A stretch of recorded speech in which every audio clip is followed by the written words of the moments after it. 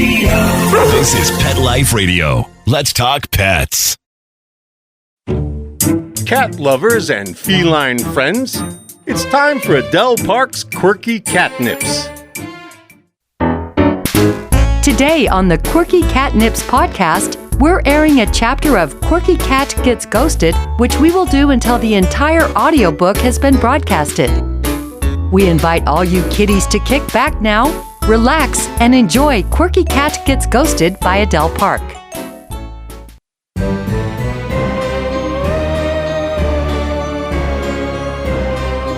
Audio Recording St. George presents Quirky Cat Gets Ghosted. Written, produced, and edited by Adele Park. Narrated by a full cast.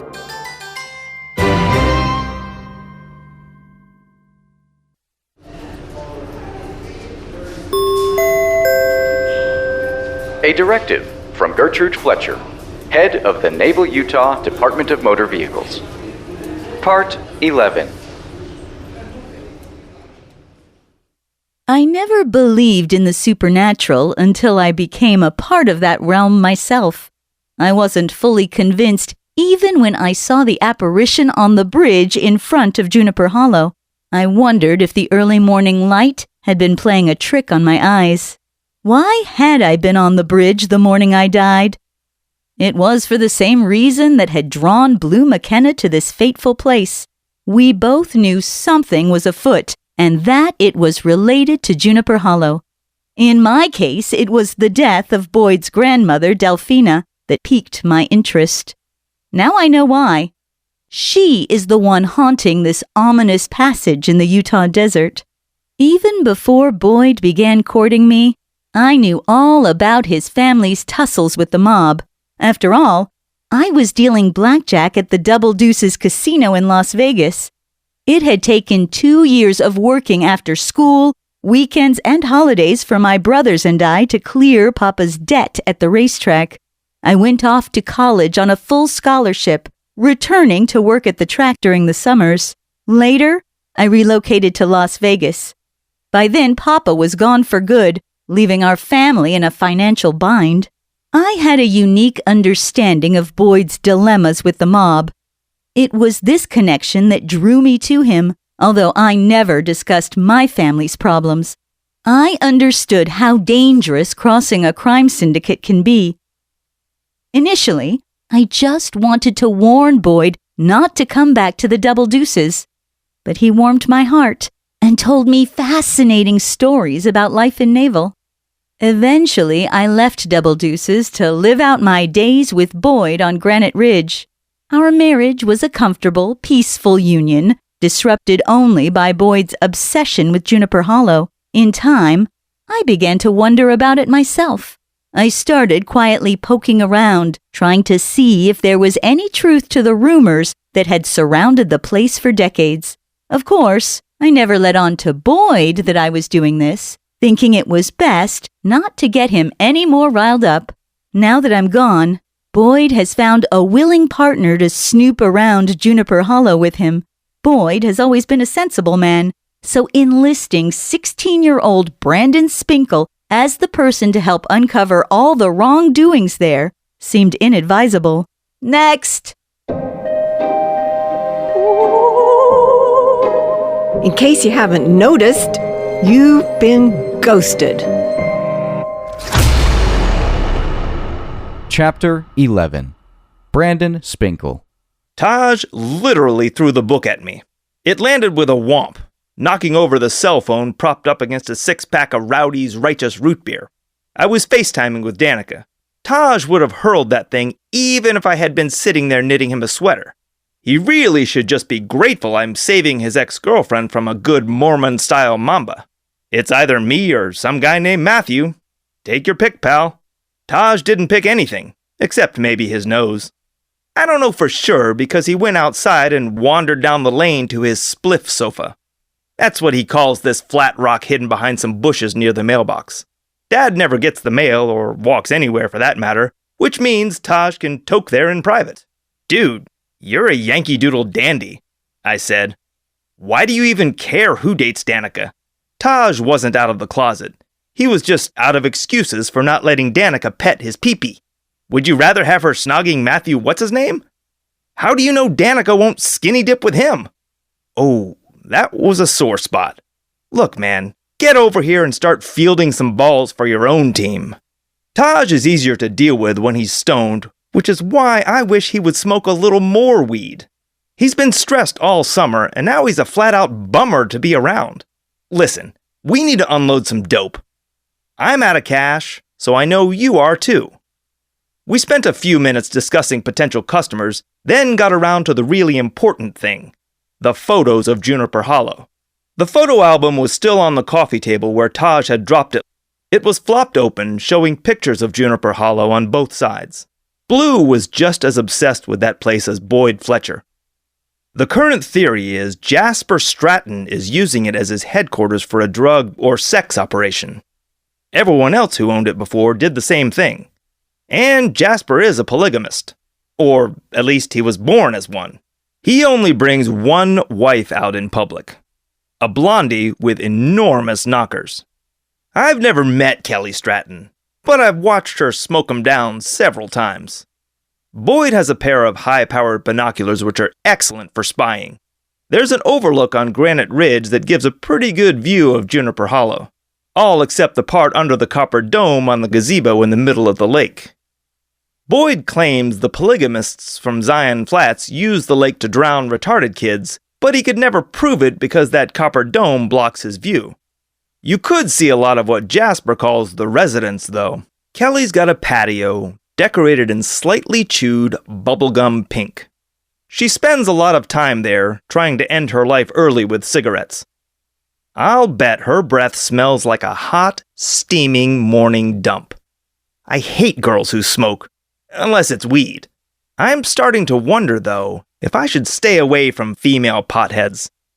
Our best client in Las Vegas has put out a contract on me. I'm not kidding. Kaylee Fitzsimmons tried to do it herself, and all because of a little mattress dance with her roommate. Kaylee has been polishing my knob since last fall. She was my first lay, actually. I didn't know Kaylee had dibs on me until I got caught bawling her roomie. For the record, Kaylee's roommate started the whole thing. She wanted to have sex, and so we did. If Kaylee had shown up on time like she was supposed to, I would have done her instead. The distribution business is tough these days. I'm busy every weekday afternoon working at the Naval Weekly Banner, and I signed up to review the bands who perform at the Sunday's celebration in Central Park. All of them are like pouring acid into your ears, but it's an easy assignment and it gets me out of covering something even more painful like the Daughters of the Naval Pioneers. Plus, I get a byline which is pretty rad for someone my age. I'm allowed to go after side stories, which means I could be on my way to being the youngest person to win a Pulitzer if I can blow the lid off something sinister happening at Juniper Hollow. I was hoping my story would be a head-spinning slug of murder and spooks. Until then, though, I had to earn a living. My allowance from Dad is so small, I'm ashamed to talk about it. That's why losing our best customer in Las Vegas was a real kick in the nads. And they were definitely exposed. I drove all the way home to Naval, naked as the day I was born. It shouldn't have been this way. Kaylee knew I only had a few minutes to drop off an order of Agent Orange and make a quick deposit in her pussy bank. My dad thought I was hanging around Naval for the day. Taj was working at the pool. He showers there after work, and we usually stay in town on Saturday nights, taking our girlfriends out for dinner, and then on to a party or over to the skimboard park at Cinnamon Sands. I don't have a main squeeze in Naval. I've dated Courtney Fletcher more than most girls, but that's only because she's so easy. I'm in the process of switching to Danica, even though Taj acts like I'm cutting off his pecker. Until now, I thought Kaylee was just a weed customer with benefits who didn't care where I dipped my wick. Wrong-o. Just because she popped my cherry shouldn't mean I have to be her little bitch. Kaylee is such a space nugget. Of course she forgot I was coming, even though I texted her twice. Her roommate let me in, offering me a drink. It was one of those red, fruity things with lots of crushed ice and a near-lethal dose of Everclear. I was blitzed after just a couple drinks. My tongue was as bright as a Santa suit, which is what started the whole thing with Kaylee's roommate. She wanted to lick it. What was I supposed to do? Tell a college chick with fabulous flippers that I'm saving myself for marriage? And really, I thought it was just going to be a little spit swap and maybe a quick nuzzle of her titties. I almost blew my cork when she shoved her hand down my pants. The one thing I did correctly was to leave Skitters in Naval, even though he was clearly torqued about it. In the screwed the pooch column, a failure to pick up my jeans when I stumbled into the bedroom with Kaylee's roommate. My pants were the first thing Kaylee saw when she finally came home. I was asleep at that point, exhausted by the booze and the spectacular boning. Kaylee expressed her extreme displeasure by kicking open the bedroom door. The worst part was, Kaylee wasn't alone. There was a college-size woolly mammoth with her. Shit! I nearly collided midair with Kaylee's roommate as we both jumped up at the same time, startled by the string of obscenities Kaylee was screaming at the top of her lungs. Things like, poop-slurping fuckface and, I hope you catch penis rot. Was that even a thing? If so, I can't imagine anything worse than watching my pork sword come down with gangrene. Jesus Christ, was that a golf club in Kaylee's hand? Whatever it was, it shattered the lamp on the dresser. Not giving my clothes a second thought, I made for the window. Thank God we opened it. Kaylee's roommate had pinched a blunt from one of the baggies. Taj usually measures everything slightly over, just so no one can call us bogarts. Given Kaylee's reaction to me slinging it to her roommate, I'll bet she doesn't like to share her pot either. My shin slammed onto the edge of the window. The metal part on the bottom of the frame dug deep enough to leave a mark without cutting the skin. The window was waist-high, facing the second-floor walkway outside of Kaylee's apartment. I hit the concrete head first. Lucky I didn't knock myself out. A girl with a laundry basket climbing the steps took one look at me sprawled out naked and grabbed her cell phone. Holy fuck buckets! What if Dad finds out I was in Vegas? Panicked, I bolted straight towards her with my danglers swaying in the breeze. Charging ahead with my best junk forward must have wigged the girl out because she dropped the laundry basket, spilling her clothes, turned, and ran. I scrambled down the stairs after her, not meaning to start a chase, just trying to get the hell away from Kaylee and that cyclops lumbering behind her. I tripped over a pile of undies and t-shirts 2 stairs from the bottom, plunging forward with my hands sprawled in front of me. I felt my skin tear, thinking, this is gonna hurt. Fear delayed the pain long enough for me to get back on my feet. Now, there were several people in the courtyard, pointing and talking. I sprinted towards the street, looking for a safe place to hide. Time was both my savior and my enemy. It was almost dark, which meant I would be pushing my curfew. The good news was I had a little cover. Spotting a hedge of manicured bushes, I lunged, diving in head first. The leafy branches scratched me from head to foot and only hid half my body. I scrambled through to the other side and kept running. Cars were honking as I streaked toward a bunch of garbage cans lined up at the curb. Wedging between a couple of seriously sticky and putrid-smelling bins, I took a minute to catch my breath. The Jeep was a block away. I mapped out my route. The first point was across the street to a house with a bunch of palm trees and yucca plants. Nothing there would give me much coverage, but it got me closer to the Jeep. It took some time and a few more car honks, but I was finally able to reach my ride. Dad knew I'd lose my key every other day, so he had a keyless entry pad installed on the door panel. Little did he know that it probably saved me from getting my ass pounded by the King Kong running around with Kaylee. I always leave my wallet with the key in the glove box, just in case I'm ever at a party where the cops show up. I had a cell phone in the pocket of the pants I left in Kaylee's apartment, but it was a burner I used strictly for business. The only thing I didn't have were clothes. I thought about stopping by our house, but changed my mind when I saw how late it was. Almost 9 p.m. Everything in Naval shuts down by 9, and every girl we date has to be home by 10.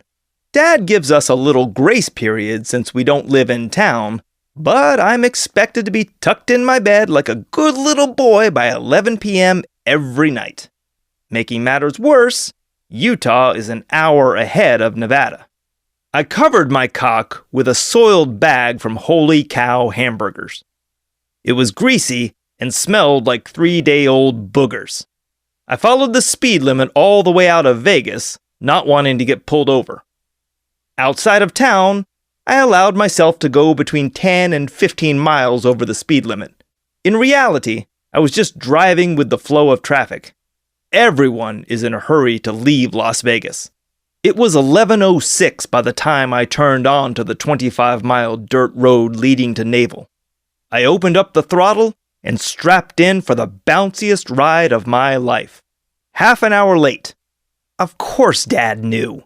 He came out to the Jeep when I pulled into Legacy Grove. Damn that new lighting Dad installed. It was as bright as a summer morning.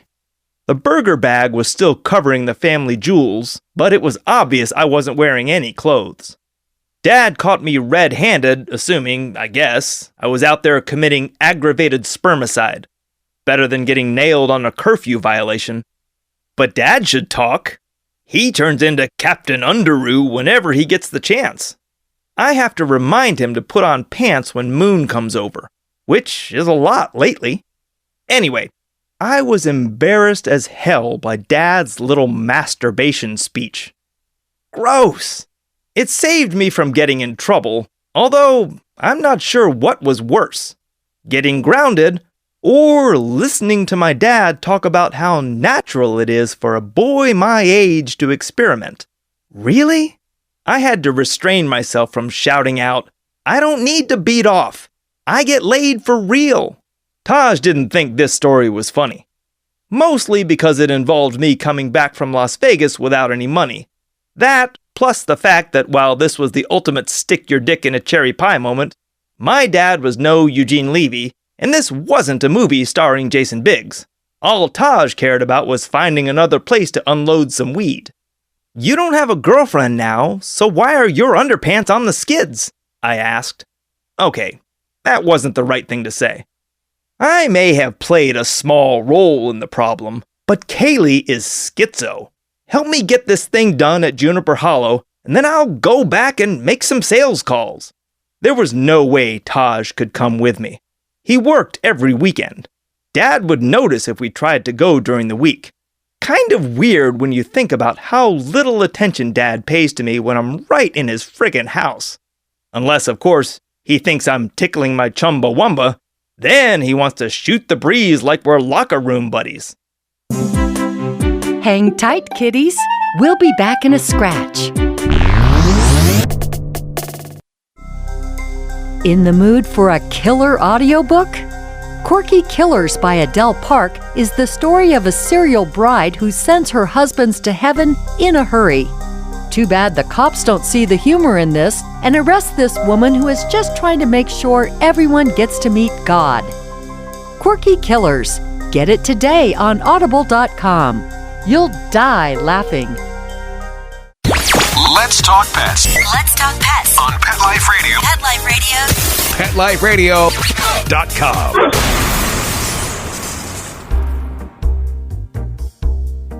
I had an interview scheduled with Jasper Stratton for Friday afternoon.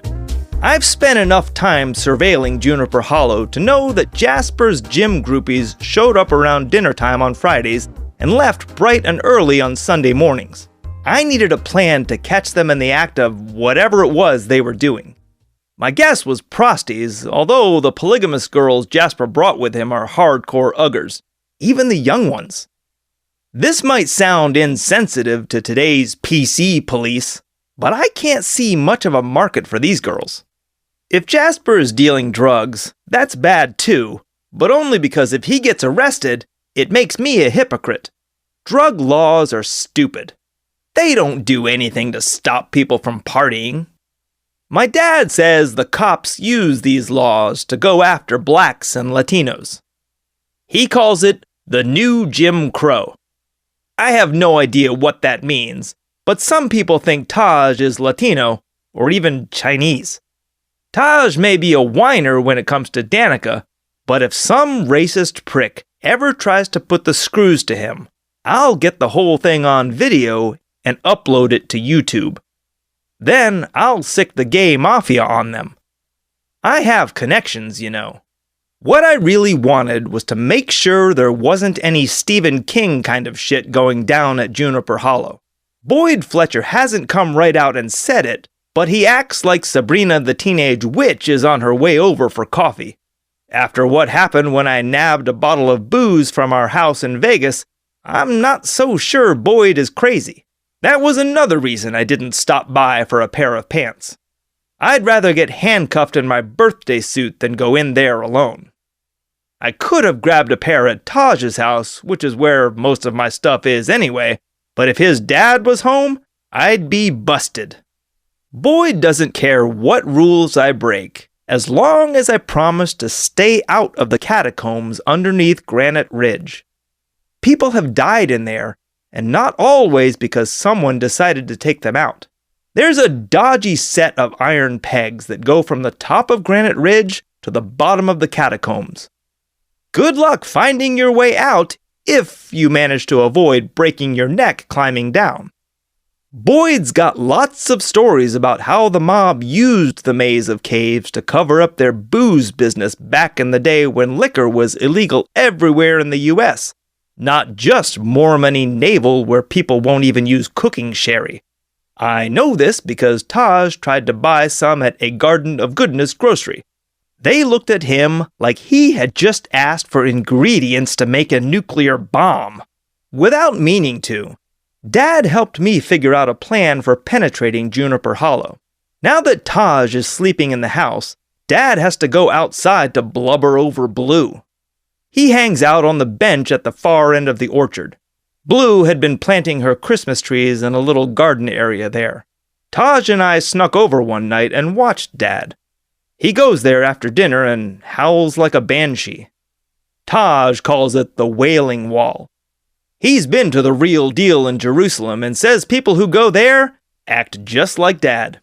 What was important about this was the video monitor.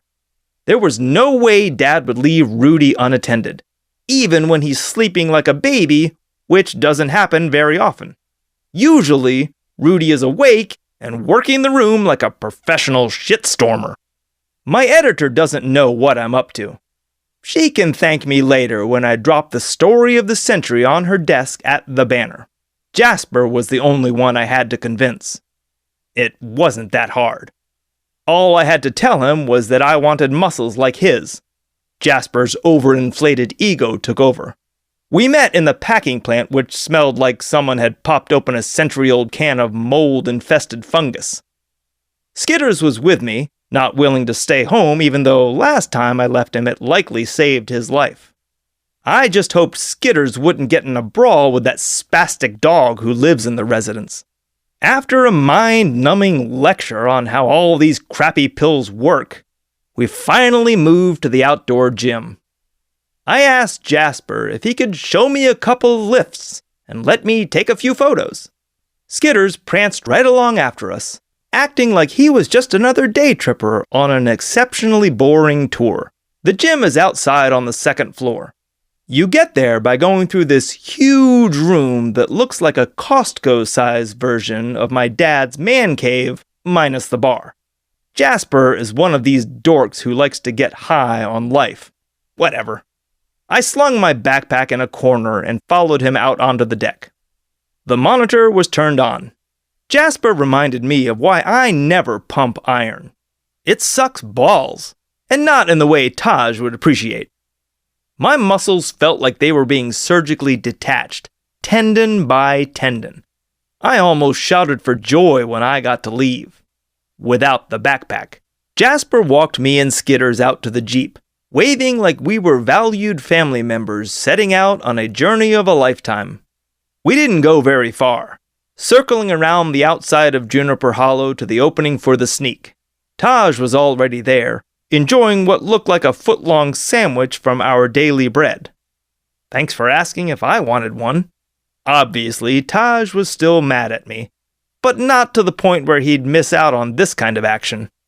He gets off on close calls, just not ones that involve girls. I stashed the Jeep in a grove of pinyon trees, cringing when I heard branches scraping against the sides. Taj was sharing part of his sandwich with Skitters when I got back to the sneak. My dad is a tech head like none other, but even with the pricey equipment, we still had to get dangerously close for it to work. By now, it was dark. We told Dad we had plans in town which bought us a little time. Sneaking around the perimeter of the residence, we tried a bunch of different spots trying to get an image from the unit in the backpack. Unless they were snorting drugs directly over the open flap, there was almost no chance of getting any footage. Turns out, we didn't need it. We could hear almost everything. I held up my end of the baby cam while Taj recorded the sound on his cell phone. My dad makes a living tinkering with assholes. I don't think there's a single one he wouldn't take a look at. That said, the stuff Jasper and his Goonies were up to involved buttholes on a mind-blowing level. We taped almost 45 minutes of audio. Wow. I never would have guessed what those ham bones were doing. All I had to do now was get my backpack. I waited until the next morning to call Jasper. He sounded weird. I couldn't tell if he was just sleeping off a night of chubby chasing or if he was on to me. I asked if Taj could come with me. Jasper said no, it would be better if I came alone. Uh-oh. I had Taj hide in the sneak with his cell phone, ready to call for help if I needed it. It was a Saturday morning, which meant Kip Nichols was on patrol. Working for the Banner, I know the shift rotations at the cop shop. They try to put Kip on when nothing's happening. Other than Saturdays, Kip usually works at night. Too bad he was on duty when Blue McKenna kicked the can. Even if Jasper is loading those buckets of protein powder he sells with crank, I know now he didn't have anything to do with Blue's death. He might have something to do with mine, however. That's the impression I had when Jasper led me to his party room, shut the door, and held up the baby monitor. Pack your bags, kiddies. It's time to take a trip to Quirky Cannabis Country. Find out what happens when a writer turns to reality TV as a way to cure an apocalyptic case of writer's block. Reefer madness ensues in Quirky Cannabis Country by Adele Park. Get Quirky Cannabis Country today on audible.com, Overdrive, and BookBeat. Let's Talk Pets, every week on demand, only on PetLifeRadio.com.